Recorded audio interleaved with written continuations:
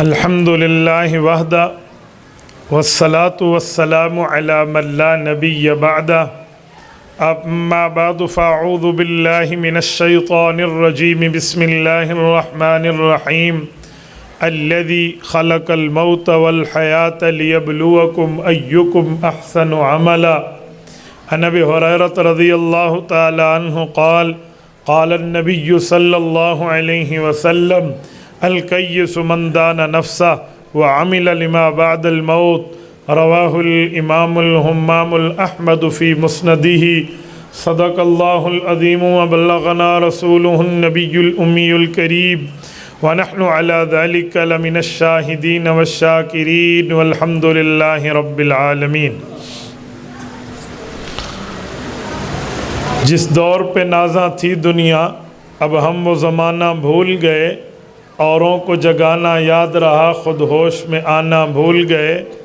آذان تو اب بھی ہوتی ہے مسجد کی فضا میں اے انور، جس ضرب سے دل ہل جاتے تھے وہ ضرب لگانا بھول گئے۔ منہ دیکھ لیا آئینے میں پر داغ نہ دیکھا سینے میں، دل ایسا لگایا جینے میں مرنے کو مسلمان بھول گئے۔ معزز دوستو، آج 8 اکتوبر 2021 بروز جمعۃ المبارک ہے، اور آپ کے یہاں مرکزی جامع مسجد جمال وال ضلع چکوال میں فکر آخرت کانفرنس کا عنوان ہے۔ بھائی محمد عمران اشرف صاحب نے آج سے تقریباً کچھ عرصہ قبل، غالباً 3 جنوری یا دسمبر کے آخر کی بات کر رہا ہوں۔ بھائی عمران، جنوری کا آخر تھا نا؟ دیکھو، جن نے مجھے بلایا میرے میزبان میرے جلسے میں نہیں ہے، کیسی اچھی بات ہے۔ میں بعضوں کا حیران ہوتا ہوں کہ ہمارے میزبان جلسے میں بٹھا کر چلے جائیں گے۔ یہ تو میں نے جان بوجھ کے سوال کیا تھا کہ میں چیک کروں کہ میرا میزبان بیٹھتا ہے کہ نہیں بیٹھتا۔ یقین مانے، جب ہم میں یہ طلب نہیں ہوگی نا کہ میں خود گفتگو سنوں، اس گفتگو سنانے کا فائدہ کوئی نہیں ہوتا۔ طلب رکھ کر بندہ خود بیٹھے تو پھر جا کر بات بنتی ہے۔ یہ دسمبر کے آخر کی بات ہے، 2020 کے۔ آپ کے یہاں ہماری تاریخ طے ہوئی، میرا سفر عمرہ تھا اسی کرونا کرائسس میں، تو اس وقت میں عرفات میں تھا۔ ہم ویسے زیارت کے لیے گئے تو اس وقت اعلان ہوا سعودی حکومت کی طرف سے کہ فلائٹس 2 ماہ کے لیے بند ہو گئیں۔ تو ہم وہاں جا کر، لوگ کہتے ہیں پھنس گئے، اور ہم خوش ہو گئے کہ ہم اللہ کے گھر میں دن مل گئے ہیں۔ تو اسی لیے میں آپ کے پاس آ نہیں سکا۔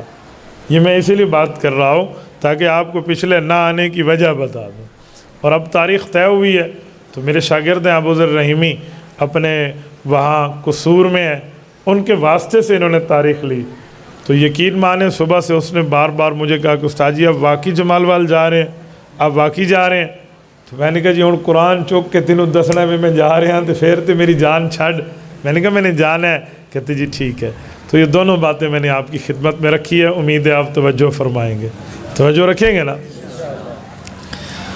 فکر آخرت، فکر کہتے ہیں سوچ کو، اور آخرت کہتے ہیں بندے کا وفات کے بعد کے شروع ہونے والے زمانے کو وفات کے بعد جو زمانہ شروع ہوتا ہے اسے آخرت کہتے ہیں۔ تو آخرت کی سوچ اور فکر ہم میں کیسے منتقل ہو، یہ آج کا پروگرام ہے۔ یہ بات ذہن میں رکھیں کہ آخرت کی سوچ تب آئے گی جس وقت بندے کو مرنا یقینی ہو اور مرنا یاد بھی ہو، ورنہ مرنا بندہ بھول جائے، آخرت کی فکر اس سے نہیں ہو سکتی۔ آج یہ حال ہے، ہم دنیا میں اتنے رچ اور بس گئے ہیں کہ لوگ کیا کہتے ہیں، کسی کے سامنے وفات کی بات کرو، قبر کی بات کرو، آخرت کی بات کرو، موت کی بات کرو، وہ کہتے ہیں مولانا ایسی باتیں نہ کریں، ہمیں ڈر لگتا ہے۔ میں خواتین کے مجمع میں ایک بار عورتوں سے گفتگو کر رہا تھا، ترپال سامنے لگی ہوئی ہے، اس طرف عورتیں ہیں، اسپیکر میرے پاس ہے۔ میں نے بات کرتے ہوئے کو 3-4 بار موت، موت، قبر، آخرت، کفن، جنازہ، دفن، اس کا ذکر کیا، تو مجھے پرچی آنے شروع ہو گئی کہ ہماری بچیاں ڈر جائیں گی، آپ موت کی بات نہ کریں۔ وہ بچی کیا ہے جسے موت سمجھ آ جائے؟ وہ بچی نہیں ہے، پھر تو بچی کھچی ہے۔ بھائی کوئی دماغ رکھے۔ آج یہ حال ہے۔ آج باپ کہتے ہیں نا بچوں کو کہ بچوں فکر کرو آخرت کی، میں مر جاؤں گا، تم کہو ابو ایسی بات نہ کرو۔ کیوں؟ یہ ابو کے ہاتھ میں موت ہے، یہ ابو خود جو ہے نا ملک الموت ہے۔ یہ پتہ نہیں ہم نے کون سا کانسیپٹ بنا لیا ہے اجی آخرت کی بات نہ کریں۔ رسول اللہ صلی اللہ علیہ وسلم فرماتے ہیں کہ جتنا ہو سکے حازم اللذات کو یاد کرو۔ صحابہ نے پوچھا حازم اللذات کیا ہے؟ فرمایا جو تمہارے دنیاوی لذتوں کو توڑ دے، آخرت کی یاد دلائے، اسے موت کہتے ہیں۔ فرمایا اسے یاد کرو۔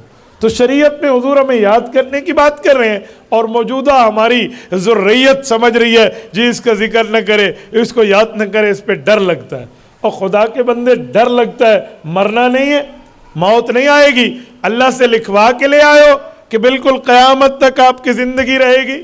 تو آج کی گفتگو فکر آخرت پہ ہے۔ فکر آخرت تب ہوگی جب ہمیں موت یاد ہوگی، ہمیں آخرت یاد ہوگی، اپنا مرنا دنیا چھوڑ جانا یاد ہوگا، تو تب بات بنے گی۔ آپ کی توجہ ہے یا نہیں ہے؟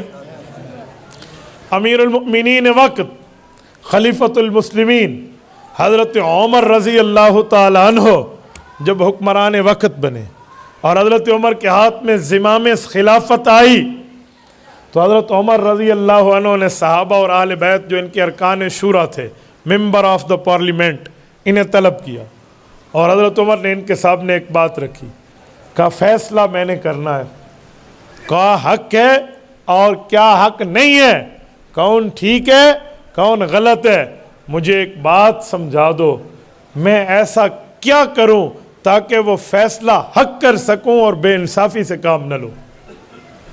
سب نے اپنی اپنی تجویزیں رکھی، آخر جس تجویز پر اتفاق ہوا نا وہ یہ ہوا کہ امیر المؤمنین جو آپ انگوٹھی رکھتے ہیں بطور مہر، اس وقت انگوٹھی جو رکھی جاتی تھی وہ اسٹمپ کے لیے ہوتی تھی، مہر لگانے کی۔ اور یہ بات یاد رکھیں کہ انگوٹھی آج کل لوگ سمجھتے ہیں پہننا مسنون ہے۔ کس نے کہا مسنون ہے؟ کسی فقیر نے لکھا ہے کہ انگوٹھی پہننا سنت ہے؟ یہ شوق ہے آپ کا، سنت نہیں ہے۔ جو رسول پاک نے پہنی ہے بطور مہر لگانے کے لیے پہنی ہے، وہ سگنیچر تھے اللہ کے رسول صلی اللہ علیہ وسلم کے، اسے مہر لگاتے تھے۔ انگوٹھی پرانے زمانے میں بطور اسٹیمپ پیپر استعمال ہوتی تھی، آج کل تو اسٹیمپ علیحدہ آ گئی ہے، آج کل سگنیچر کے طریقے بدل گئے ہیں، اسی وجہ سے انگوٹھی پہننے کو سنت نہ کہو، ہاں جواز کی حد تک کہہ لو۔ تو حضرت عمر کے زمانے میں تو انگوٹھی بطور اسٹیمپ تھی، تو فرمایا امیر المؤمنین آپ اپنی انگوٹھی میں ایک لفظ لکھوا لیں۔ وہ لفظ کیا ہے؟ کفا بالموت واعظا یا عمر، اے عمر اپنی موت کو یاد کر لے، اس سے بڑھ کے نصیحت والی اور کوئی چیز نہیں۔ یہ امیر المؤمنین وقت ہے، آپ اندازہ لگائیں۔ اور یہ وہ ہے جس کو جنت کی ٹکٹ اللہ نے کاٹ کے رسول اللہ کے ہاتھ سے دی ہے۔ عمر فاروق کے جنتی ہونے میں شک ہے یار؟ آپ ایمان سے بولیے، کوئی شک ہے؟ عمر فاروق تو ان ذوات قدسیہ میں ہے جس کو رضی اللہ عنہم ورضوا عنہ کا ٹائٹل ربانی ملا ہے۔ یہ بندہ اپنی آخرت کی فکر کر رہا ہے، اور ہمارا کیا حال ہے؟ میں فکر آخرت پہ اگر بات شروع کروں نا، صحابہ کرام میں خلفائے راشدین کی، چلو باقی چھوڑو، آپ حیران ہو جاؤ، اچھا چلو میں بات کیے دیتا ہوں۔ خلفائے راشدین میں خلیفہ اول حضرت ابو بکر صدیق ہیں رضی اللہ عنہ۔ امام سیوطی نے تاریخ الخلفاء میں لکھا ہے حضرت صدیق اکبر رضی اللہ عنہ آخرت کی فکر اتنی رکھتے تھے، آخرت کا خوف اتنا رکھتے تھے، قبر کے معاملات سے اتنے معاملات سامنے رکھ کر اللہ کے نام پہ کانپ جاتے۔ ایک بار مدینہ منورہ کے ایک درخت پر پرندہ بیٹھا تھا، ابو بکر صدیق نے دیکھ کر کہا طوبی لک یا طائر تظل بہ الشجرہ تأکل من الشجرہ وتصیر الی غیر حساب۔ اے پرندے تیرا کتنا خوش قسمت کا معاملہ اللہ سے طے ہے، اللہ نے تجھے پرندہ بنایا، جب چاہا کھا لیا، جب چاہا پی لیا، جہاں گیا چلا گیا، تیرے اوپر احکام خداوندی واجب نہیں ہے، تیرے اوپر احکامات اسلامیہ کی پابندی کرنا لازم نہیں ہے، اور پھر قیامت میں تیرا کوئی حساب ایسے نہیں ہے جیسے ہمارا ہے، تو بڑا خوش قسمت ہے۔ میرے دوستو یہ ابو بکر صدیق جسے افضل البشر بعد الانبیاء کا عہدہ ملا ہوا ہے. افضل البشر بعد الانبیاء کا کیا مطلب؟ انبیاء کرام ایک طرف، پوری امتوں میں 1,24,000 انبیاء کی امم میں، اور پھر امت محمدیہ انکلوڈنگ ابو بکر صدیق ان سب سے افضل ہے. یہ اس کرسی پہ قیامت میں ہوگا جس پر انبیاء کی کرسی پہ مہر نبوت ہوگی تو اس کی کرسی پہ مہر صداقت ہوگی. یہ اس مقام پر ہے. اسے آخرت کی فکر اتنی ہے، اتنی آخرت کی. اور ہم کہاں بیٹھے؟ حضرت ابو بکر صدیق رضی اللہ عنہ جب حکمران وقت بنے نا تو فرمایا تنخواہ طے کرے. کہا ایک مزدور کی تنخواہ رکھ لیں، جتنی ایک مزدور کی تنخواہ ہے اتنی میری رکھ لیں. تو کسی نے کہا اس میں گزارا ہو جائے گا؟ کہا جی ہو جائے گا. کرنا ہوا تو کہا مزدوروں کی تنخواہیں بڑھا دوں گا تو ہماری بھی بڑھ جائے گی. یہ آخرت کی فکر ہے. تو میرے دوستو اندازہ لگاؤ، اور جس بندے کو رسول اللہ سے پیار میں حضور پر اعتماد کتنا ہے، اللہ رب العزت کی ذات پر حج کتنی ہے ابو بکر کو. امام فخر الدین رازی رحمہ اللہ لکھتے ہیں تفسیر کبیر سورۃ کہف آیت نمبر 11 فَضَرَبْنَا عَلَىٰ آذَانِهِمْ فِي الْكَهْفِ سِنِينَ عَدَدًا. اس آیت کی تفسیر میں تفسیر کبیر کے اندر لکھتے ہیں، فرمایا ابو بکر صدیق کی جب وفات ہونے لگی تو وصیت میں فرمایا کہ میری چارپائی کو اٹھانا، وفات کے بعد رسول اللہ کی قبر اطہر کے سامنے رکھ دینا. صحابہ کرام حیران ہو گئے، ابو بکر یہ کیسی نصیحت کر رہے ہیں، یہ کیسی وصیت کر رہے ہیں، چارپائی اٹھا کر وفات کے بعد حضور کے روزے پہ لے جائیں؟ کہا جی لے جانا. کہا جی پھر؟ کہ رسول اللہ صلی اللہ علیہ وسلم کی خدمت میں پوچھنا کہ ابو بکر یہاں ساتھ دفن ہونا چاہتا ہے، اگر اجازت ملے تو دفن کرنا، اور نہ ملے مسلمانوں کا قبرستان موجود ہے مجھے ادھر دفنا دینا. اب سب حیران ہے کہ جواب کیسے آئے گا، اور ابو بکر بھی نہیں بتا رہے کہ جواب کیسے آئے گا. تعلق ہے نا. رفیق غار آج رفیق مزار بننا چاہ رہا ہے. صدیق اکبر رضی اللہ عنہ کا انتقال ہوا. امام راضی تفسیر کبیر میں لکھتے ہیں، قرآن کریم کی تفسیر پڑھ رہا ہوں، تفسیر کبیر میں لکھتے ہیں لما حملت جنازتہ الی باب قبر النبی صلی اللہ علیہ وسلم. ابو بکر صدیق کی وصیت پوری ہوئی، صحابہ کرام نے چارپائی اٹھائی اور حضور پاک کے روضہ اقدس پہ رکھ دی. السلام علیکہ یا رسول اللہ، پیغمبر کی قبر پہ صحابہ کرام نے سلام پیش کیا. پتہ چلا نبی کی قبر پہ سلام پیش کرنا یہ صحابہ کا وطیرہ ہے. اور اس کے بعد عرض کیا ھذا ابو بکر بالباب، یا رسول اللہ ابو بکر خادم آپ کے دربار میں حاضر ہے، اجازت چاہتا ہے. امام راضی فرماتے ہیں فیض الباب قد انتفح ونودی ادخل الحبیب الی الحبیب. دروازہ خود بخود کھلا اور دروازے کے اندر سے آواز ابو بکر کی بطور خوشخبری آئی کہ دنیا میں بھی دوست تھا، آج بھی دوست ہے، دوست کو دوست تک پہنچا دو. یہ تعلق ہے ابو بکر کا ذات رسالت سے. لیکن آخرت کی فکر دیکھیں ابو بکر صدیق کی، یہ تعلق. حضرت اماں جان عائشہ نے پوچھا ابو آپ کے کفن کا انتظام؟ کہا میری بیٹی مجھے کفن نئے کپڑوں میں نہ دینا، اسی پرانوں میں دے دینا. اللہ اکبر. تو میرے دوستو اندازہ لگاؤ فکر آخرت ان لوگوں کو کتنی ہے. اور ابو بکر وہ ہے جس کی ورزی کو فرشتے کاپی کرتے ہیں. حضرت جبرائیل آئے تھے نا تبوک کے موقع پر، جب ابو بکر صدیق نے گھر کی دیوار پر بھی یوں ہاتھ مارا تھا کہ کہیں کوئی سوئی نہ ٹھہری ہو، وہ بھی چندے میں حضور پاک کو دے دوں. سب کچھ دے دیا نا، اور کی کر کے کانٹے لگا کر اپنے کپڑے پہن کے آئے تو حضرت جبرائیل بھی وہی پہن کر آئے. کہ جبرائیل یہ کیا؟ کہ صرف میں، اللہ نے اس ادائے صدیقی کو پسند کر کے ہم سب کو آج اسی کا حکم فرمایا. جو یہ سمجھتا ہو کہ میں وہ ہوں، میرے کپڑوں کو اوپر والے کاپی کر رہے ہیں، جو یہ سمجھتا ہو کہ میں افضل البشر بعد الانبیاء کا لقب پا چکا ہوں، جسے یہ پتہ ہو کہ میں رسول اللہ صلی اللہ علیہ وسلم کا قریبی ہوں، اور رسول پاک علیہ السلام اپنے سفر میں مجھے اپنا رفیق سفر منتخب کرتے ہیں، اور پھر بھی آخرت کی فکر. یار علماء سیاق نے لکھا ہے کہ کہ رسول پاک صلی اللہ علیہ وسلم کو جب جبرائیل نے عرض کیا کہ یا رسول اللہ سدرۃ المنتہا سے آگے میں نہیں جا سکتا، کنز الاموال میں ابو بکر نے عرض کیا، جبرائیل نے عرض کیا یا رسول اللہ میرے پر جل جائیں گے، کنز الاموال حدیث کی کتاب، تو ادھر حضرت جبرائیل روک گئے، تو رف رف قالین آیا، یہ رسول اللہ کا بوئنگ طیارہ ہے آسمانوں کا، اللہ کے رسول اس پہ تشریف فرما ہوئے اور یہ سفر شروع ہوا لا مکان تک۔ علماء سیر لکھتے ہیں کہ بطور فطرت رسول اللہ کو جب تنہائی قدر محسوس ہوئی نا، تو دل میں خیال تو آتا ہے نا کہ تنہائی ہے، ابھی تک تو مکہ سے بیت المقدس تک، وہاں سے 7 آسمان تک، وہاں سے شریف الاقلام تک، وہاں سے سدرۃ المنتہا تک جبرائیل تھا، اب وہ بھی پیچھے رہ گیا۔ تو کہتے ہیں ادھر رسول اللہ سے ایک فرشتے نے ابو بکر صدیق کی آواز کو کاپی کر کے حضور پاک سے گفتگو کی تاکہ دل اقدس کو تسلی ہو جائے،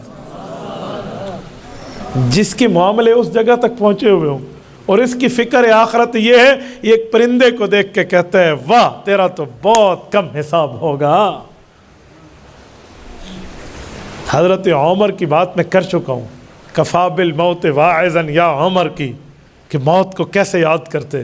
او میں ایک بات اور کر رہا ہوں، حضرت عمر کی فکر آخرت دیکھیں، اس خبیث بے ایمان ملعون نے حضرت عمر کو خنجر مارا، ابو لولو مجوسی نے، سیدنا عمر رضی اللہ عنہ نے پیچھے سے یوں ہاتھ کیا تو نماز میں جو بندہ پیچھے ہاتھ میں آیا اسے امامت کے لیے آگے کر دیا تاکہ وہ نماز مکمل کرائے۔ امام کو کوئی عذر لائق ہو جائے تو پیچھے والا نماز مکمل کرا سکتا ہے، تو ہاتھ گیا حضرت عبد الرحمن بن عوف کے ہاتھ میں، انہوں نے نماز مکمل کرائی۔ حضرت عمر رضی اللہ تعالیٰ عنہ کو جب آخرت کی فکر لگی تو سیدنا عمر نے اپنے بیٹے حضرت عبداللہ بن عمر کو فرمایا جاؤ اماں جان عائشہ رضی اللہ عنہ کے پاس، ان سے اجازت لو کہ عمر چاہتا ہے کہ میری قبر حضور اور ابو بکر کے ساتھ بنے روضہ اقدس میں، اجازت ہے؟ اماں جان کے پاس عبداللہ بن عمر گئے، امیر المؤمنین وقت کی ایک فریاد لے کر گئے، تو اماں عائشہ نے فرمایا بالکل یہ جگہ میں نے اپنے لیے رکھی ہوئی ہے، میں چاہتی ہوں ایک میرا والد ہے اور ایک میرے خاوند ہے، لہٰذا میری قبر یہاں بنے، لیکن عمر میرا محسن ہے۔ اس احسان پر بھی ایک جملہ کہوں نا، جب بات ہوئی تھی نا اماں عائشہ پر اعتراض آیا تھا، وہ اس پر واقعہ کیا ہے اسے واقعہ افک، تو حضرت عمر ہی تھے جن نے اللہ کے رسول سے عرض کیا یا رسول اللہ پلیت مکھی اللہ آپ کے جسم پہ نہیں بیٹھنے دیتا، غلط عورت کو آپ کے بستر پہ آنے دے گا؟ حضرت عمر کی یہ بات بڑی مشہور تھی، تو حضرت اماں نے کہا کہ مجھے عمر کا احسان یاد ہے، جگہ میں نے اپنے لیے رکھی تھی، حجرہ آج بھی عائشہ کہلاتا ہے، لیکن میں اپنے پر ترجیح دے کر عمر فاروق کو اپنی جگہ دے رہی ہوں۔ بیٹے نے آ کر بتایا، حضرت عمر خوشی سے رونے لگے، کہا ایک بات ذہن میں رکھنا کہ جب میری شہادت ہو جائے ایک بار پھر جانا ویریفیکیشن کے لیے۔ کہا ابو پھر کیوں؟ کہا ہو سکتا ہے میری سانسیں چل رہی ہیں تو میری زندگی کا حیا کیا ہو سکتا ہے میری شہادت کے بعد کہیں میں نے فیصلہ بدل لیا تو پھر مجھے وہاں دفن نہ کرنا۔ اور اس موقع پہ عبداللہ بن عمر نے اپنے گود میں حضرت عمر کا سر رکھا ہوا تھا، تو بیٹے کو کہا کہ بیٹا یہ میرے سر کے نیچے، کہا میری ران ہے، کہا نکالو۔ ابو آپ تکلیف میں خون بہ رہا ہے، کہا نکالو، وہاں سے نکالا، کہا مٹی پہ رکھ دو میرے سر کو، اور اپنے سر کو یوں مٹی سے رگڑ کے کہا وَيْلُ لَكَ يَا عمر إِن لَمْ يَغْفِرْ لَكَ رَبُّكَ، عمر تیرے رب نے تجھے معاف نہ کیا تو تو نہیں بخشا جائے گا۔ یہ عمر کی فکر آخرت ہے رضی اللہ عنہ۔ حضرت عمر، کون عمر؟ جس کا کوڑا لگے مدینے کا زلزلہ آج تک نہ قیامت رک جائے، اور کوڑا مارتے ہوئے زمین کو، یہ نہیں ہے زمین اللہ کا واسطہ ہلنا بند کر دے، نہیں، کوڑا مار کے کہا فرات کے کنارے کتے کی پیاس کی مجھے فکر ہے، میں نے کوئی ناانصافی کی ہے تو ہل رہی ہے، یوں ڈانٹ کر بات کی ہے۔ عمر فاروق نے عناصر اربع پہ حکمرانی کی ہے، ہوا آگ پانی مٹی عناصر اربع ہیں، ان چاروں پہ حکمرانی حضرت عمر کی۔ مٹی پہ کوڑا مارا تو زلزلہ روکا نا، پانی دریائے نیل کو بھی منت نہیں کی تھی، جب دریائے نیل نہیں چل رہا تھا تو خط لکھا کہ اللہ کے حکم سے چلتا ہے چل ورنہ ہمیں تیری کوئی ضرورت نہیں ہے۔ دریائے نیل 16 ہاتھ اوپر چلا اور قیامت تک چلتا رہے گا۔ آواز لی ہوا نے اور ساریہ بن زنیم کے کانوں تک جا کر الجبل پہنچا دی. حرہ کی آگ نکلی تو تمیم داری نے عرض کیا امیر المؤمنین کہ حرہ کی آگ نکل کے لوگوں کو لاوے کے طور پہ جلا رہی ہے. اچھا یہ دائیں میں دیکھا کچھ نہ ملا, چادر دکھائے. حضرت عمر فاروق رضی اللہ عنہ کندھے پہ چادر تھی, ادھر ادھر کچھ نہ ملا نا, یوں چادر اتاری کہ تمیم یہ لو, اسے جا کر آگ کو کہہ دو جاؤ وہاں جا جہاں سے نکلی ہے. اور انہوں نے آگ کو وہ یہ چادر چابک بنا لی, یوں چادر چابک یوں مارتے جیسے جانور کو ہنکایا جاتا ہے, اور جہاں سے آگ نکلی تھی ادھر ڈال کے اوپر پتھر رکھ کے آگے. عمر فاروق کی حکومت آگ پر بھی ہے, پانی پر بھی ہے, ہوا پر بھی ہے اور مٹی پر بھی ہے. عناصر اربع کا حکمران ہے اور فاتح قبلتین ہے. صرف بیت اللہ میں حضور کو نماز نہیں پڑھائی تھی, بیت المقدس کو بغیر جنگ کے فتح کر کے بھی عمر نے دکھایا ہے. اسلام میں دو قبلے ہیں, یا بیت اللہ ہے یا بیت المقدس ہے.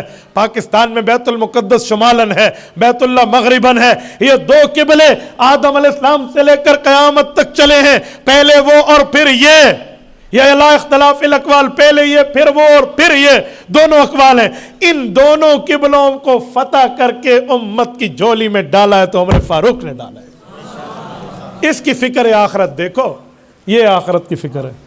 یار اگر یہ جملہ میں کہوں کہ تجھے جنت کی ٹکٹ ملی ہے تو عمر فاروق کے لیے کہہ سکتا ہوں اسے جنت کی ٹکٹ ملی ہے. تو مور لگوا کے آیا, ہاں یہ مور لگوا کر آیا. شیطان اس پہ غلبہ پائے گا جس کو دیکھ کے حضور نے فرمایا شیطان راستہ بدل جاتا ہے, اور واقعی عمر کو دیکھ کے شیطان راستہ بدلتا ہے. اور تا قیامت عمر کے ماننے والے کو دیکھ کے شیطان کا ماننے والا بھی راستہ بدل دیتا ہے. یہ طے, یہ عمر کی فکر آخرت ہے. آؤ ذرا حضرت عثمان رضی اللہ عنہ پہ جامع ترمذی جلد اول کھولیے. سیدنا عثمان کانا اذا ذکر عند الموت او القبر فیبکی حتی تبل لحیہ ویقول سمعت رسول اللہ صلی اللہ علیہ وسلم هذا اول منزلۃ من منازل الاخرہ ما نجا منہ فما بعدہ ایسر. امام ترمذی رحمہ اللہ فرماتے ہیں کہ حضرت عثمان کے سامنے جب قبر کا ذکر ہوتا اتنے روتے کہ داڑھی تر بتر ہو جاتی, لیکن آخرت کے ذکر پہ, جہنم کے ذکر پہ اتنا نہیں روتے. خوف ادھر بھی رکھتے تھے لیکن قبر پہ اتنا خوف ہوتا. تو کسی نے کہا امیر المؤمنین قبر پہ اتنا روتے؟ فرمایا جی ہاں, میں نے اللہ کے رسول سے سنا ہے یہ پہلی منازل ہے آخرت کی منزلوں میں, یہاں پاس تو باقی سب سے آسان ہو جائے گا. قبر کی مثال حوالات سی ہے اور جہنم کی مثال جیل سی ہے. حوالات میں گیا ہوا دفعہ چھوٹا لگا تو نکل آئے گا, دفعہ بڑا لگا تو جیل سے بھی نہیں چھوٹے گا. تو قبر کے ذکر پہ حضرت عثمان یوں رو رہے ہیں. کون عثمان؟ جس کو اللہ کے رسول نے 2 بار جنت کی خوشخبری دی ہے. یہ جو ذوالنورین کہتے ہیں اس کے کئی مطلب ہیں. ایک مطلب یہ بھی ہے کہ انہیں 2 بار جنت کی بشارتیں ملی ہیں, ذوالبشارتین, یہ بھی ذوالنورین کا معنی ہے. میرے دوستو, رسول پاک صلی اللہ علیہ وسلم ارشاد فرمایا الہجرت تہدم ما کان قبلہ, اسلام میں ہجرت کرو پچھلے گناہ معاف ہو جائیں گے. عثمان ذوالحجرتین والا ہے, ود فیملی ڈبل ہجرت کی ہے, ایک حبشہ کی ہے, ایک مدینہ کی ہے. اسے یوں آخرت کی فکر اتنی نیکیوں کے باوجود. یہ عثمان ذوالنورین رضی اللہ عنہ, اور اپنی ذات کے لیے ذرہ برابر بھی بدلہ نہیں لیا, حتیٰ کہ شہادت قبول کر لی. حضرت علی المرتضیٰ نے ایک بار عرض کیا امیر المؤمنین ہمارے ہاتھ باندھ دیے, ہمیں بلوائیوں سے لڑنے نہیں دیتے. فرمایا علی میرا آپ کو کسی قسم کا حکم نہیں ہے کہ آپ لڑیں گے, میں منع کر رہا ہوں. تو کہا آپ کو نقصان پہنچائیں گے؟ کہا مجھے نہیں پہنچا سکتے, مجھے میرے نبی پاک نے فرمایا تھا یا عثمان لعل اللہ یکمسک قمیصا فإن أرادك المنافقون أن تخلع فلا تخلع لهم. ایک وقت آئے گا بے ایمان لوگ تجھے اللہ کی دی ہوئی عزت کو اتارنا چاہیں گے, یعنی خلافت کی قمیض ہٹانا چاہیں گے, ان کی نہ ماننا, یہاں تک آ کے ہم سے مل جانا. کہ میں نہیں جاتا. یہ عمر عثمان ذوالنورین ہے جو رسول اللہ کے گھر کے داماد ہیں.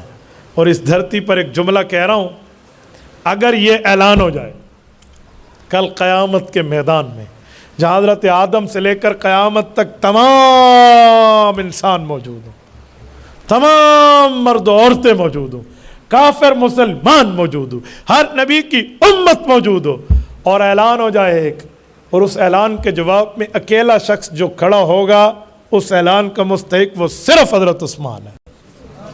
وہ کیا اعلان ہے؟ کہ وہ شخص کھڑا ہو جائے، وہ خوش نصیب کھڑا ہو جائے جس کو ایک نبی کی 2 بیٹیاں یکے بعد دیگرے مل کے ان کے شوہر ہونے کا اعزاز حاصل ہو۔ یہ حضرت آدم سے لے کر رسول پاک کے علاوہ کسی نبی کی کسی امتی کو ایسا اعزاز نہیں ہے جو حضرت عثمان ذو النورین کو۔ اور اس کی آخرت کی فکر دیکھ لیں، سیدنا علی المرتضیٰ پہ آتے رضی اللہ عنہ، زرار ابن زمرہ کنانی حضرت علی المرتضیٰ کے کوفہ کے غلام ہیں۔ حضرت علی المرتضیٰ جامع مسجد کوفہ میں ہیں۔ آپ دیوان علی کا مقدمہ اٹھا لیں اور حضرت علی کی رات کی تہجد کا رونے کو پڑھ لیں۔ حضرت علی المرتضیٰ رضی اللہ عنہ نے سر سجدے میں رکھا ہوا ہے، نماز کا سلام پھیرا ہے، تہجد کے بعد اللہ کے دربار میں دعا گو ہے، اور پھر دنیا سے مخاطب ہیں، دنیا کی رنگینیوں سے بات کر رہے ہیں، دنیا کو کہہ رہے ہو اے یا دنیا یا قد اغررتنی قد عبدتک الثلاث، نعم زادی قلیل و سفری طویل ولیکن قد عبدتک الثلاث۔ کہے دنیا جا کسی اور کو دھوکہ دے، مجھے نہ دینا، میں نے رسول اللہ کی خدمت میں وقت گزارا ہے، میں مانتا ہوں۔ اللہ اکبر، یہ حضرت علی کا قول نہ ہوتا میں کبھی پیش نہ کرتا کہ میں مانتا ہوں میری نیکیاں تھوڑی اور میرے آخرت کا سفر لمبا۔ آج جی دیکھیں اس بندے کو، یار اس کی نیکیاں کم، جس کو حضور فرمائے تیرا گھر جنت میں میرے گھر کے سامنے اور میں دیکھ کر آیا ہوں۔ خزادی قلیل و سفری طویل لیکن خدابتوں کے سلاس، دنیا مجھ سے دھوکہ نہیں دے، مجھے دھوکہ نہیں دے سکتی، اگر دھوکہ دے گی میں تو تجھے 3 طلاق دے کر خود سے جدا کر چکا ہوں۔ یہ دنیا سے مخاطب، دنیا سے گفتگو ہے، دنیا کی رنگینی سے علی المرتضیٰ رضی اللہ عنہ کا تعلق ہے۔ آپ اندازہ لگاؤ، یہ خلفائے راشدین ہیں، یہ آخری خلیفہ راشد ترتیب کے اعتبار سے حضرت علی المرتضیٰ، جس کا ہم نعرہ لگاتے ہیں خلافت راشدہ حق 4 یار کا، تو یہ حضرت علی المرتضیٰ ہے۔ مذاق ہے یار، علی کو مرتضیٰ کہتے ہیں اس لیے کہ حضور پاک نے ایک موقع پہ فرمایا ما ترضا، اس بات پہ تو راضی ہے؟ حدیث وہ دیکھیں نا، حدیث حضور پاک علیہ الصلوۃ والسلام کی حدیث المنزلہ، فرمایا ما ترضا ان تکون منی بمنزلۃ ہارون من موسیٰ الا انہ لا نبی بعدی۔ اے علی تو اس بات پہ راضی ہے تیرا میرا رتبہ ایسے ہو جیسے حضرت ہارون کا حضرت موسیٰ سے تھا، ہاں ان کے بعد نبوت جاری تھی، میرے بعد نبوت کوئی نہیں۔ رسول پاک علیہ السلام نے حضرت علی سے اتنا پیار کیا ہے۔ سیدنا علی المرتضیٰ وہ ہے، جب اللہ کے رسول مدینہ طیبہ سے تشریف لائے، مدینہ طیبہ تشریف لائے نا مکہ معظمہ سے، تو مساوات قائم کی تھی، مواخات کیا تھا؟ یہ مہاجر اس مدنی انصاری کا بھائی بن گیا، یہ مدنی مہاجر، یہ مدنی تاجر اس مہاجر مکی کا بھائی بن گیا، بھائی چارہ قائم ہوا۔ آپ نے پڑھا اور سنا ہوگا، سیدنا علی المرتضیٰ کی مواخات قائم نہیں ہوئی تھی۔ حضرت علی سوچتے رہے میں اس انتظار میں ہوں، اس انتظار میں ہوں، اس انتظار میں ہوں، میری مواخات کب قائم ہوگی؟ حالانکہ حضرت علی وہ ہیں جن کو حضور پاک بستر پہ لٹا کر آئے ہیں، امانتوں کے رکھوالی ذمہ داری دی ہے۔ اور پھر سنو چکوال کے دوستو، حضرت رسول اللہ اس وقت تک مدینہ طیبہ داخل نہیں ہوئے جب تک حضرت علی مکہ سے حضور کے پاس آ کر ملے نہیں ہیں۔ آپ جائیے مسجد قباء، اللہ آپ کو لے جائے، اس کے ساتھ بیت کلثوم بن حدم دیکھیے رضی اللہ عنہ، یہ اس صحابی کا گھر ہے جہاں اللہ کے رسول نے 14 راتیں گزاری ہیں۔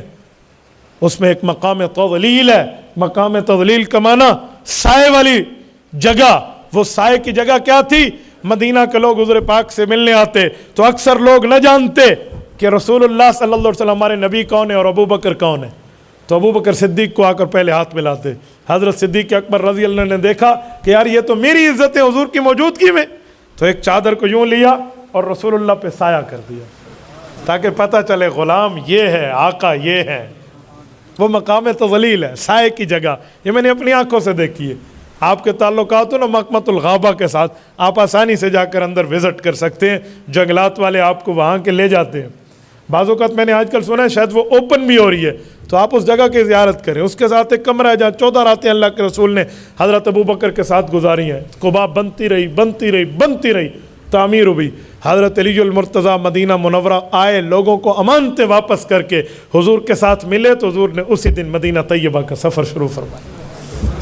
یہ علی المرتضیٰ ہے, یہ اس کا مقام اور مرتبہ ہے. اس علی کو آخرت کی فکر دیکھے اور دنیا سے گفتگو دیکھے. ہم تو پتہ نہیں کہاں بیٹھے ہیں اور ہم موت کی بات کریں جی گل نہیں کرو سانو تو ڈر لگتا ہے. ہم کس انحطاط کا شکار ہو چکے, کس پستی اور ذلت پہ ہم گر چکے.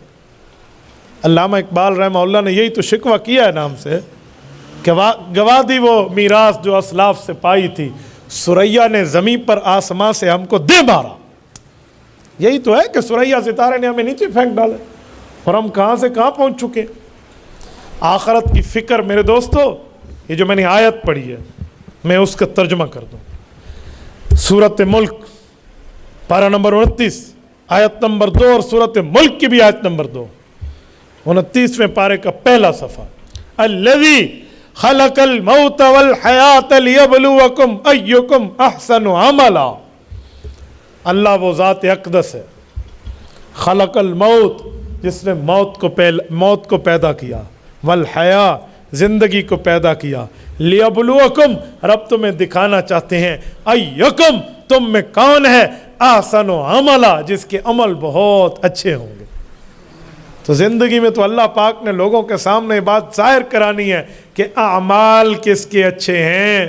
اور آج ہم نے گنگا بدل لی, کپڑے کس کے اچھے ہیں, شکل کس کی اچھی ہے, گاڑی کس کی اچھی ہے, کوٹھی کس کی اچھی ہے, رہن سہن کس کا اچھا ہے, best of the living style, ہمارے رہنے کا انداز بڑا اچھا ہونا چاہیے, یہ وہ فلاں. بھائی سب کچھ اچھا, لیکن اسے تو اچھا بناؤ جس پر اللہ کی نظر ہے اور وہ دل ہے. حدیث پاک میں ہے فرمایا دنیا میں کچھ لوگ ایسے ہیں جنہیں دنیا کی جے جے کار ملتی ہے, واہ واہ ملتی ہے, تعارف پہچان ملتی ہے, لیکن آسمان میں وہ گمنام ہوتے ہیں. اور دنیا میں کچھ لوگ ایسے ہیں جو گمنام ہوتے ہیں, انہیں جانتا ہی کوئی نہیں ہے, لیکن آسمان میں ان کی واہ واہ ہو رہی ہوتی ہے. اللہ اکبر. میرے دوستو ہمیں ایسا بننا چاہیے, ایسی فکر اختیار کرنی چاہیے کہ ہمیں اللہ رب العزت اور اللہ اور آسمان والوں کی آنکھوں میں کوئی آ جائے. میرے دوستو فکر آخرت میں اللہ فرما رہے ہیں الذی خلق الموت والحیا. تفسیری مطلب کئی ہیں لیکن میں عوامی لہجے میں ایک مطلب آپ کو سمجھانے لگا ہوں. یہاں موت کا ذکر پہلے ہے, زندگی کا ذکر بعد میں. تو آپ بتائیں, اس کا پتہ چلا کہ موت یقینی ہے لیکن زندگی فانی ہے. کل من علیہا فان ویبقى وجہ ربک ذو الجلال والاکرام. سب کچھ فانی ہے, کسی نے اس دنیا میں نہیں رہنا, کسی رہنا نہیں اس دنیا تے, دنیا یار پر آئی ہے. ہاں تو یہ ہماری نہیں ہے. اما جان عائشہ رضی اللہ تعالی عنہ سے ایک شخص نے دنیا کی ہمیشگی کے بارے میں سوال کیا تو اما جان رضی اللہ عنہ فرمان لگی لو کانت الدنیا تدوم لواحد لکان رسول اللہ صلی اللہ علیہ وسلم فیہا مخلدا. کہ اگر دنیا کی زندگی, دنیا کی رہائش, دنیا کی زیبائش, دنیا کا رہن سہن کسی ایک کے لیے ہمیشہ ہوتا تو حضور پاک کے لیے ہمیشہ ہوتا.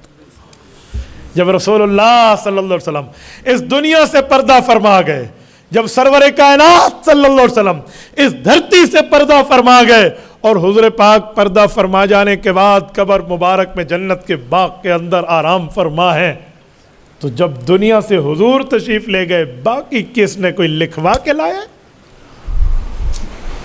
میرے دوستو موت یقینی ہے.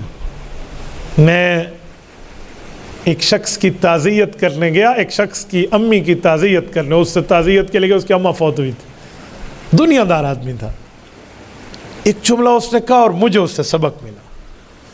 مجھے کہنے لگا مفتی صاحب آپ کے آنے سے بڑا دل خوش ہوا ہے, اماں واقعی دنیا سے چلی گئی ہیں. میں بہت روتا, میرا جی چاہتا تھا کہ میں ٹکرے مار کے دیواروں میں روؤں, لیکن ایک بات تھی جس نے مجھے صبر دیا. میں نے سمجھا کوئی اچھا خواب دیکھا ہوگا, کوئی آیت حدیث سنائے گا. جمال وال چکوال کے دوستوں جملہ سننے اس کا, اس نے کہا میں نے ایک بات ذہن میں رکھی کہ یار تو نے بھی اسی راستے پہ جانا ہے جس پہ ماں گئی ہے، میرا غم ختم ہو گیا. یعنی موت یقینی ہے، آج یہ گیا تو کل یہ گیا. گلاس دکھانا، علماء نے لکھا ہے الموت قدحن، قدحن پیالے کو کہتے ہیں، پیمانے کو، گلاس کو، کاس کو. الموت قدحن کل نفس شاربوہا، کا موت ایسا پیالہ ہے جس سے ہر بندے نے پینا ہے. والقبر باب کل نفس داخلوہا، اور قبر ایسا دروازہ ہے جس سے ہر انسان نے گزرنا ہے.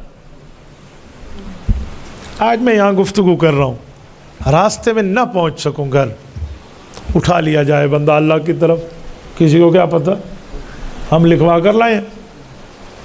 امام حسن بصری رحمہ اللہ کے حوالے سے میں نے پڑھا ہے، انہوں نے ایک بات فرمائی کہ ہمارے زمانے میں یہ بات چلی کہ موت ابعد ہے یا اقرب ہے، کتنی قریب ہے اور کتنی دور ہے. تو کہا ایک شخص نے کہ میں موت کو اتنا قریب سمجھتا ہوں کہ ایک نماز پڑھی ہے، پتہ نہیں دوسری کا وقت آئے گا میرے اوپر یا نہیں آئے گا.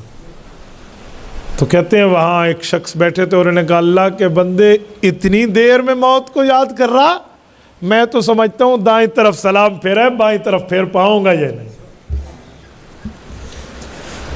اللہ دیتے ہیں وقت، مہلت، قوت، طاقت، سکت، ہمت، جرت، شجاعت، دلیری، رزق، بہادری، لیکن اگر ناشکری کرو گے تو ان بطش ربک لشدید، پھر اللہ کی پکڑ بھی ہے. جبرائیل امین کے بارے میں ایک واقعہ لکھا ہے،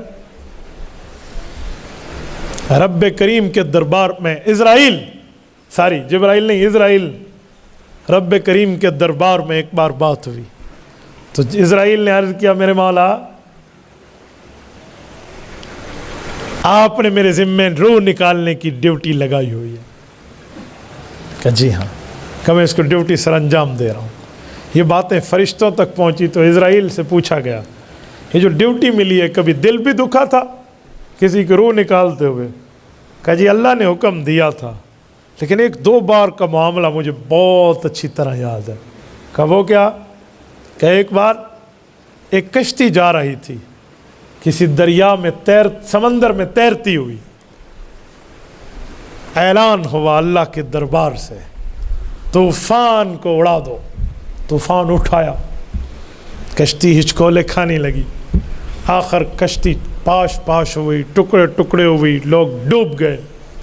ایک تختہ بچا، جو تختہ خود بخود آپے سے آپ آٹومیٹکلی تیرتا جا رہا تھا، اور اس پر ایک عورت سوئی ہوئی ہے اور اس کی چھاتی سے بچہ دودھ پی رہا ہے.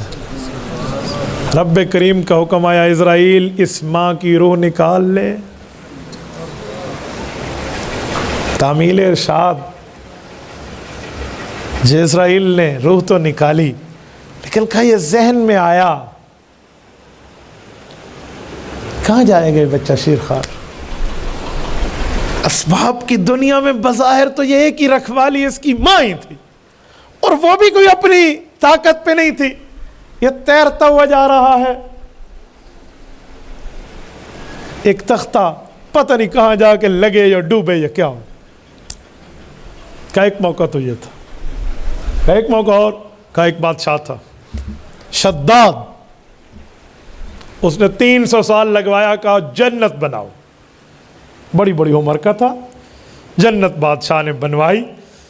اتنے عرصے کے بعد وزٹ کرنے آیا، دورہ کرنے آیا اپنی جنت کا، اور وہ جنت ایسی تھی کہ سر پہ ٹوکرا رکھ کے اگر کوئی ایک طرف سے چلتا نا، خالی ٹوکرا، پھل اتنے گر رہے تھے کہ دوسری طرف پہنچنے سے پہلے بھر جاتا وہ ٹوکرا.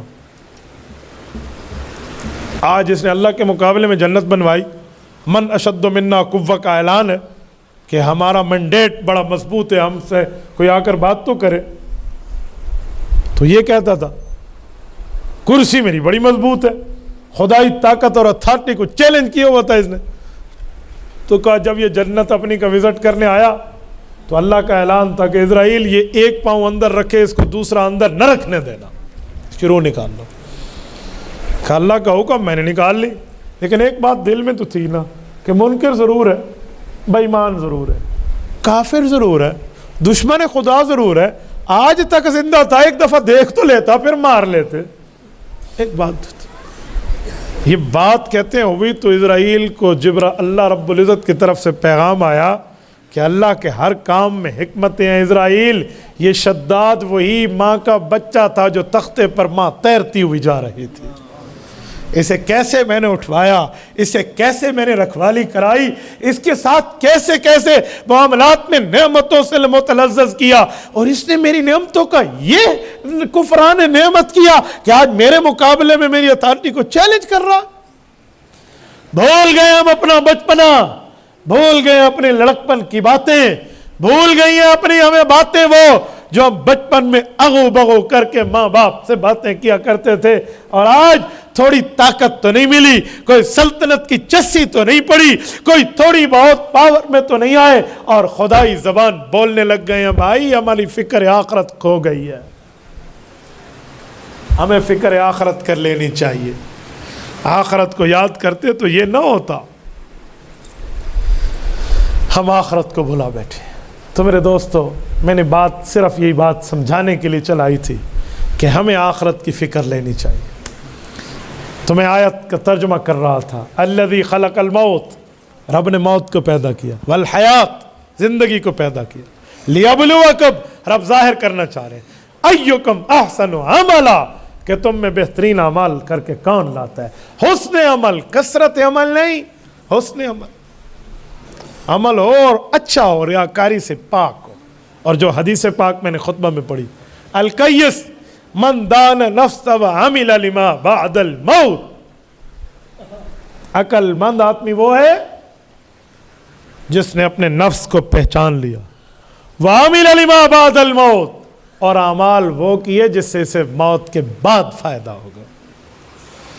آج کل لوگ اللہ کے لیے کسی کو صدقہ دیتے ہیں تو ریاکاری پھر بھی کرتے ہیں, اس صدقے پر لکھ کے دیں گے الحاج فلاں بن فلاں کے لیے دعا کر لی جائے. کیوں صدقہ تو نے اپنی مصیبت ٹالنے کے لیے کیا اور اس کو دعا کا بھی پابند بنا رہا ہے. وجہ بھائی صدقہ جس کے لیے کیا اس اللہ کو بہت اچھا پتہ ہے, وہ دعا کرے یا نہ کرے وہ اللہ تیرے اوپر ضرور رحمت کرے گا اگر قبول ہوا تو. یہ کیا ہے فلاں بن فلاں کی طرف سے, یہ کوئی بات ہے بھائی؟ ہمارے ایک بزرگ مجھے ایک دن فرما رہے تھے, کہتے ہیں دیکھو فلاں بندے نے مجھے ہدیہ دیا اور اوپر اپنے 10 بندوں کے نام لکھ کے بھیجے کہ ان سب کے لیے دعا کرنا, ہم نے اکٹھا کر کے تجھے ہدیہ دیا. میں نے کہا دیکھ لو پچھلے صفحے پہ کوئی بقیہ نہ ہو, کوئی وہ بھی رہ گیا, چل لے لاؤ. ہم عجیب لوگ ہیں بھائی, جس کے لیے دیا ہے وہ اللہ جانتا ہے. ذاتی تعلقات میں کیا فائدہ یار, جس کو آپ نے ہدیہ دیا وہ دعا نہ بھی کرے تمہارا نام لے کر, اللہ نہیں جان رہا, اللہ کو نہیں پتا, جس کے لیے کیا وہ تو جان رہا ہے. کئی موقع ایسے ہوتے ہیں لوگ کہتے ہیں جی فلاں بندہ, تعارف کرنے والا کہتے ہیں جی جس کے لیے کیا وہ جانتا ہے, بس جزاکم اللہ, چھڈو جی کی کرنا ہے. تو ہم تو یہاں بیٹھے ہوئے ہیں, ہمارے حالات یہاں ہیں, ہم کیا کر لیں اللہ کے لیے. گھر بن جاتے ہیں, بابا بھائی دعوت کرو, دعوت پورے محلے کی دعوت کی, 2-2.5 لاکھ 3 لاکھ روپے لگائے, حاجی خرید کیا, ٹھیک ہے اچھی بات ہے, خرید کیا آپ نے. بہتر ہوتا کہ 3 لاکھ روپے جا کر 4 غریبوں کے گھر میں بانٹ دیتا تاکہ کسی کو پتہ بھی نہ چلتا اور ان کی خدمت بھی ہو جاتی. اور جسے بتانا ہے اسے سب کچھ پہلے سے پتہ ہے, جسے دکھانا ہے اسے سب کچھ پہلے سے پتہ ہے. میرے ایک شاگرد کا گھر بنا, اسے محلے والے نے کہا خرید کری نہیں تو مصیبت آ جانی ہے. اس نے مجھے کہا استاد جی میں نے خرید کرنی ہے, ٹائم دو, اس دن میں آپ کو بیان کراؤں گا. میں پلیر دا نام مان, چھڈ, میں نے تجھے ٹائم دینا ہی نہیں ہے, جا 10 غریبوں کی میں لسٹ دیتا ہوں, محلے میں چلے جاؤ, ان غریبوں کے گھر 2 بوری آٹے کی اور 10,000 روپیہ جا کے دے دو, یہ ان سب کو کھلانے سے بہتر ہے. تو وہ گھر گیا, اس نے جا کر اپنی اماں کو کہا, تو اس کی اماں ماشاءاللہ واہ واہ ہے, پیو سبحان اللہ, تو ماں الحمدللہ. تو ماں نے کہا نہیں محلے والے تو کھا جائیں گے, مفتی صاحب کو ٹائم دے. ان نے امی سے بات کرائی, میں نے کہا اماں جان ٹائم دوں گا ایک شرط کے ساتھ, مجھے پتہ ہے آپ کی ہڈی پسلی کتنی مضبوط ہے, جو شرط میں نے رکھی ہے وہ پورا کر دیں, اس کے بعد چاہے 100 بندوں کو بلا کے کھلا لیں, میں آ جاؤں گا, نہیں مسئلہ. یہ ان غربا کے گھر میں دینا پڑے گا آپ کو, نہیں دینا میں نہیں آتا, جاؤ کسی اور عالم کو بلاؤ, ہمیں بلائیں گے, ڈیمانڈ ہماری ہے, نہیں ہے تو کسی اور نو سڈو, اسی کو تھوڑی منت کی تھی. تو میرے دوستو عجیب بات ہے, ہم اللہ کے لیے نہیں کر رہے, اپنی ذات کے لیے کر رہے ہیں. یہ فکر آخرت نہیں ہے. آخرت میں تصحیح نیت چاہیے, اخلاص نیت چاہیے.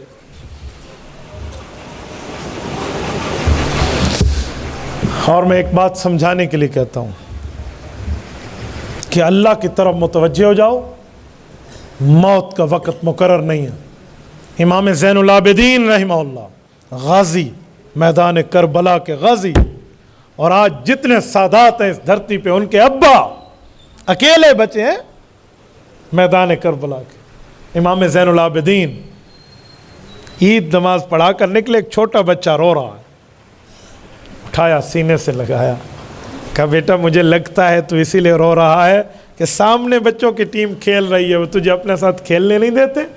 اس زمانے کا کوئی گلی ڈنڈا کھیل رہے تھے نا, کہ میں تیرا بندوبست کر دیتا ہوں. نے کہا چاچو یہ بات نہیں ہے, بات کچھ اور ہے. کہا مجھے جہنم کا خوف رلا رہا ہے. حیران ہو کر کہا بیٹا نابالغ, تو کسی چیز کا مکلف ہی نہیں ہے, تجھے آخرت کا خوف کیوں رلا رہا؟ کہا کیوں, جہنم میں آگ نہیں ہوگی؟ کہا آگ ہوگی, تو نہیں جائے گا. کہا اچھا میں نہیں جاؤں گا. آنسو صاف کیے. کہا ہاں بچے تو نہیں جائے کہ نابالغ ہیں, ان کو کیا ہو گئے؟ کہا اچھا اچھا ماشاء اللہ. کہ مجھے تسلی ہو گئی. کہا تو رویا کیوں تھا؟ کہا میں نے تو سمجھا جہنم کی آگ جلائی جائے گی تو جیسے میری اماں چولہے میں لکڑیاں جلاتی ہیں نا, بڑی لکڑی سے پہلے چھوٹی کو جلاتی ہیں, تو میں نے سمجھا اللہ ہم چھوٹوں سے جہنم کو جلانا شروع کریں گے. یہ تابعین کا زمانہ ہے اور اس وقت کے گھروں کی فکر آخرت ہے. اور آج ہمارا یہ حال ہے, ہم کہاں بیٹھے, ہمارے بڑوں کو کچھ نہیں پتہ, ہمارے چھوٹے تو دور رہا. کسی ایک سے پوچھ لو جمعے کی کتنی رکعتیں ہیں, وہ بتا دے تو میں 100 روپے انعام دے دوں گا. 4 سے پوچھو نا, 3 کو تو پتہ ہی نہیں ہوگی. کوئی کہے گا 8, کوئی کہے گا 10, کوئی کہے گا 12. میں نے تو ایک ویڈیو دیکھی, مجھے واٹس ایپ پہ ایک بندے نے بھیجی ہے, سبزی منڈی میں وہ جا کے ایک سے پوچھتے جمعہ کتنی رکعتیں ہیں, ایک بندے کہ 12, کہنا پڑھے ہی نہیں, پتہ کوئی نہیں. وہ الٹا اس پہ چڑھ گیا, خود کو آتے نہیں ہے کہ 14 ہے یا 12 ہے. اسے کہتے ہو کدی پڑھی ہے تو, تینوں نہیں پتہ جمعہ کتنی رکعتیں ہوتی ہیں, چل لے جان چھوٹی. یہ حال ہو جا, کیا فکر ہے آخرت کرے گا وہ. ایک اسکول میں ایک استاذ پوچھ رہا تھا بیٹا بتاؤ بڑے ہو کر کیا بنو گے, کیا بنو گے؟ ایک اٹھا میں انجینئر, ایک اٹھا میں ڈاکٹر, ایک نے کہا میں پائلٹ, ایک نے کہا میں کمانڈر, ایک نے کہا میں فلاں. ایک بچہ چپ کر کے بیٹھ رہا, کہا بیٹا تو بتا. کہا بتاؤں. وہ کھڑے ہونے کہ میں صحابی رسول بنوں گا. ساری کلاس ہنس پڑی, استاد حیران ہو گیا. انہوں نے کہا بیٹا صحابی رسول بنے گا کیا مطلب, کیا کہہ رہا ہے تو؟ انہوں نے کہا استاد جی جیڑا سنیا میں وہی آخیا, میں صحابی بنوں گا. ادھر آ گیا, بٹھا دیا. تجھے یہ شوق کیسے چڑھا ہے؟ انہوں نے کہا شوق, صحابی بہت اچھے ہوتے ہیں, میں صحابی بنوں گا. کیسے تجھے پتہ چلا؟ کہا بیٹا اب تو ختم نبوت ہے, حضور پاک کے بعد نیا نبی نہیں آئے گا تو نیا صحابی کیسے آئے گا؟ حضور پاک کے بعد صحابہ نہیں آ سکتے.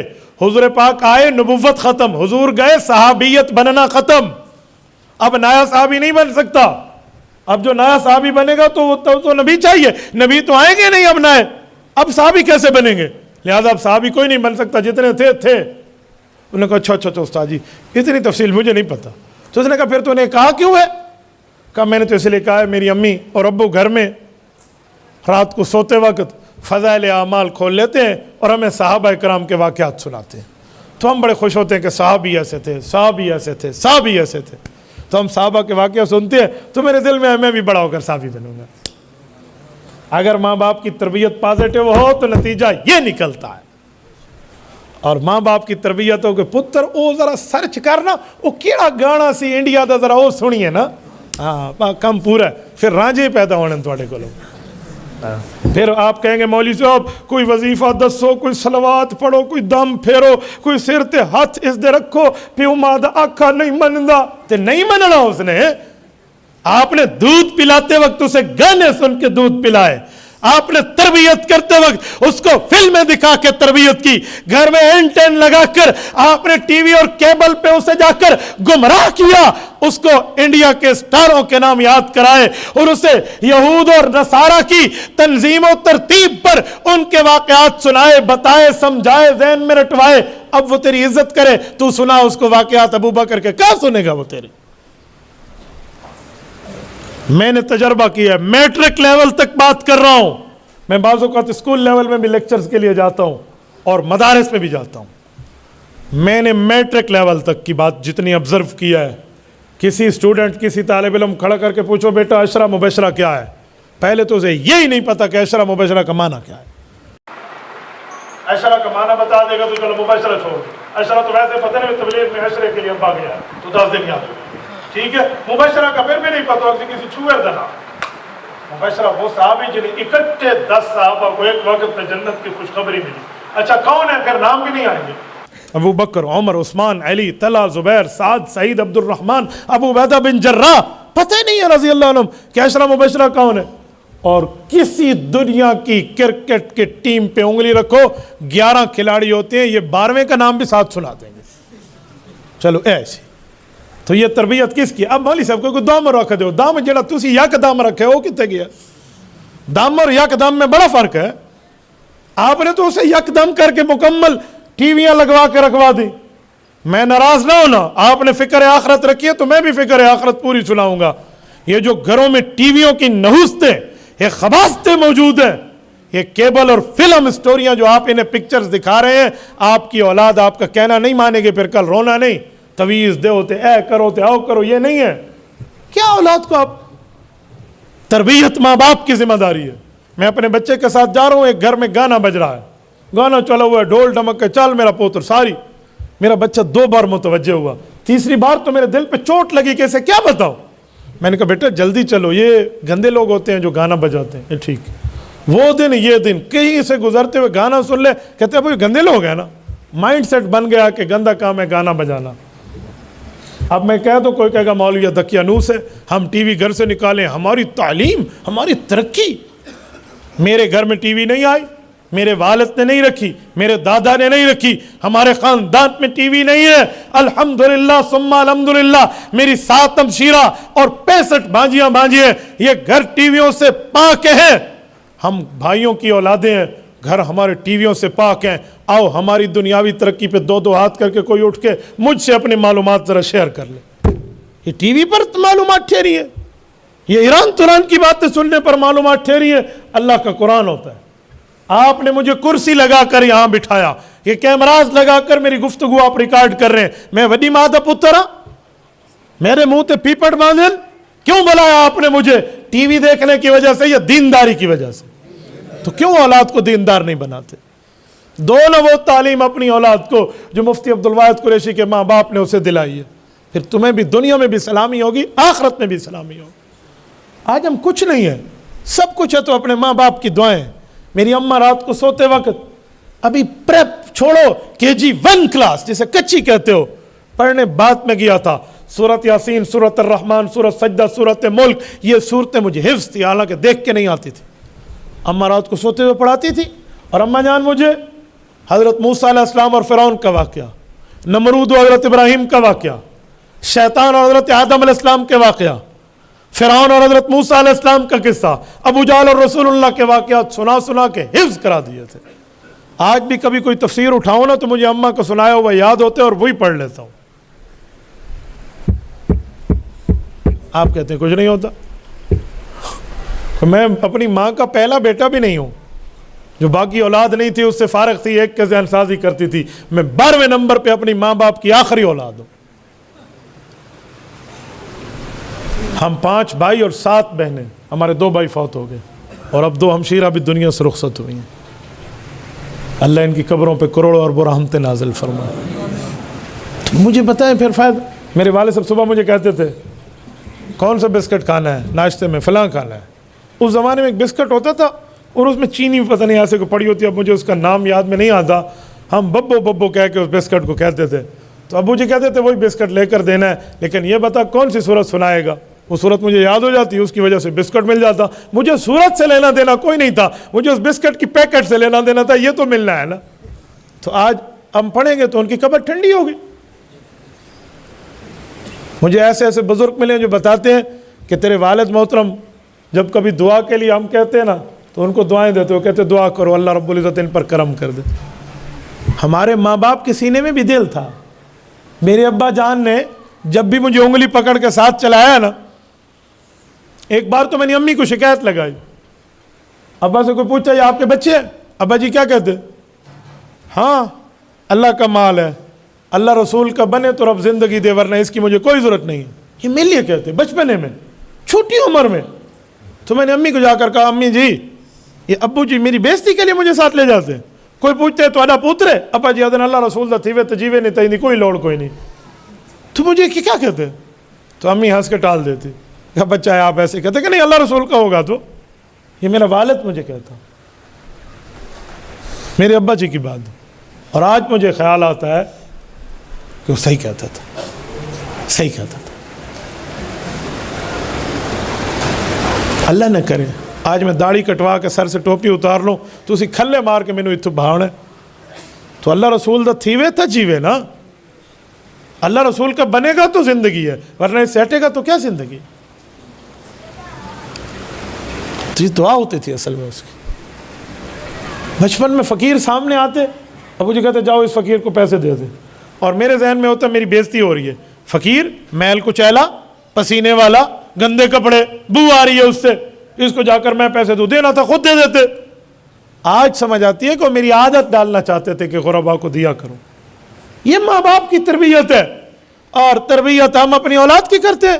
نام بغیر اسلامی، کام بغیر اسلامی، عام بغیر اسلامی، معاملات بغیر اسلامی. پھر کہیں گے جی تویز کر دو، پھر کہیں گے جی دم رکھ دو، صلوات پڑھ دو. یوں نہیں ہوگا بھائی، تربیت ہمیں ٹھیک کرنی پڑے گی. کریں گے نا انشاءاللہ. فکر آخرت تب ہوگی جب ہم فکر دنیا کو ٹھیک کر کے آگے چلیں گے، پھر سب کچھ ٹھیک ہو جائے گا. اللہ آپ کو اور ہمیں صراط مستقیم عطا فرمائے. اقول قولی ھذا واستغفر اللہ وآخر دعوانا ان الحمد للہ رب العالمین.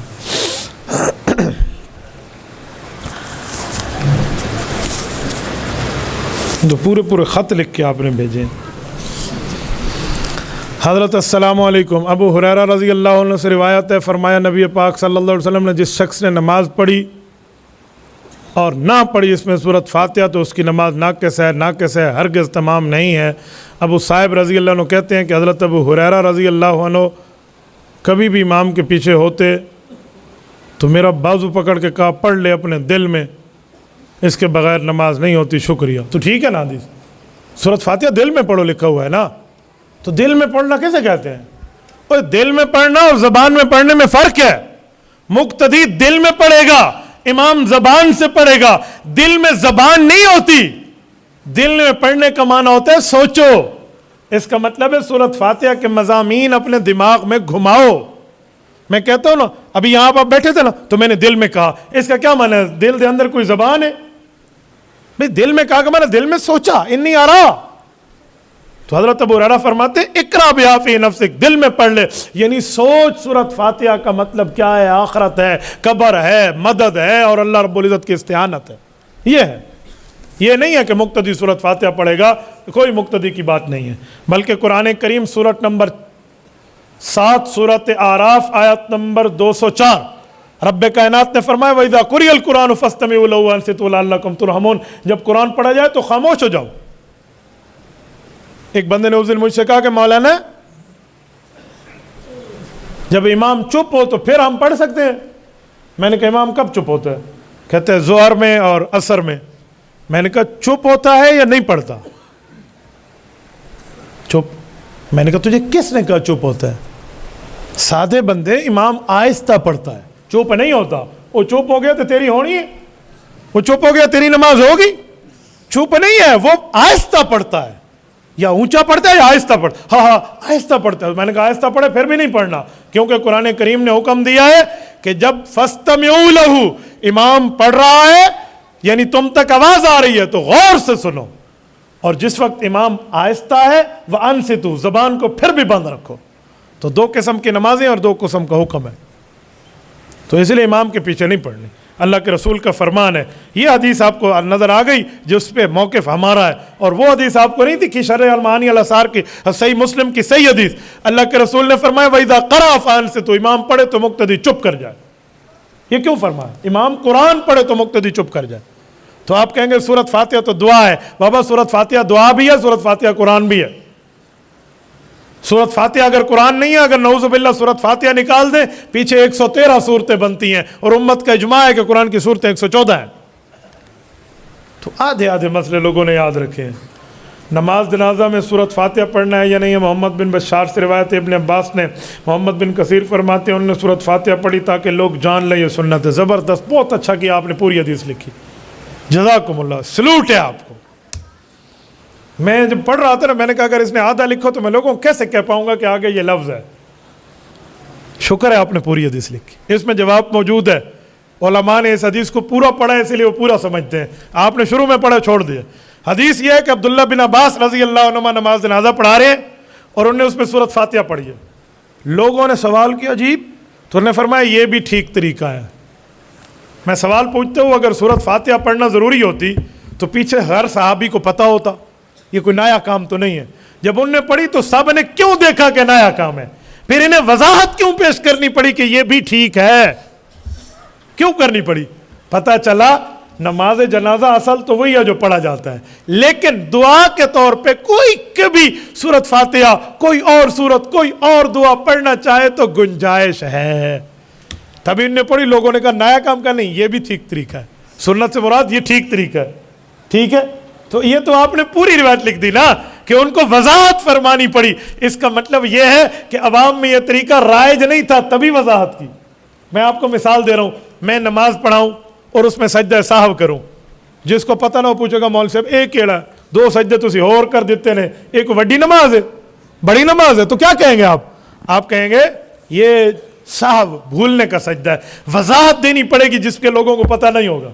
तो नमाज जनाजा तो सबको पता था, इनने उसमें फातिहा पढ़ दी ताकि पता चले कि कभी कोई अगर और दुआ पढ़ना चाहे तो भी बतौर दुआ पढ़ सकते हैं। इतनी सी बात है, इसलिए पूरी हदीस आपने लिखी, सलूट है आपको। वरना लोग आधी आधी बातें लिख के भेजते हैं, समझाना बड़ा मुश्किल हो जाता है कि अवाम को क्या समझाए।